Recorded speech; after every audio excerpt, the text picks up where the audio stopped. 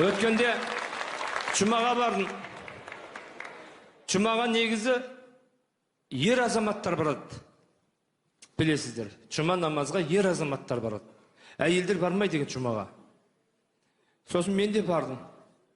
Сөйтіп өте бір білімді, өте бір білікті имам уағыз айтты. Бала тәрбиесі жайында. Қазір бала тәрбиесі бұзылып жатыр. Неге? Өйткені үйді әйел басқарады. Үйді әйел басқарады.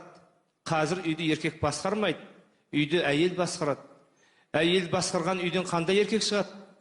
Сырға тағатын, бұтына гамаз киетін әйел мінезді балдар шығады. Сондықтан да үйді еркек басқару керек. Жұма намазда өңкей еркектер отырсындар Алланың үйінде. Мені алдағанмен Алланы алдай алмайсыңдар. Шындарыңды айтыңдар, әйелдерінен қорқатындарың орындарыңнан тұрыңдар деді ғой.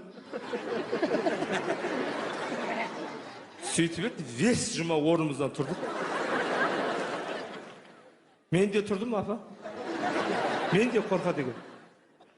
Арт жақта 80-ің сеңгіріне келіп қалған бір қариямыз орнынан тұрмады, тапжылмай отыра берді.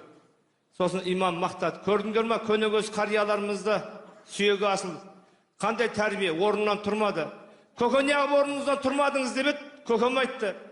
Шырағым, мен әйел деген сөзді естісем, аяқ қолым істемей қалады, мен шырағым. Жетіскеннен тұрмай отыр дейсің ба мені?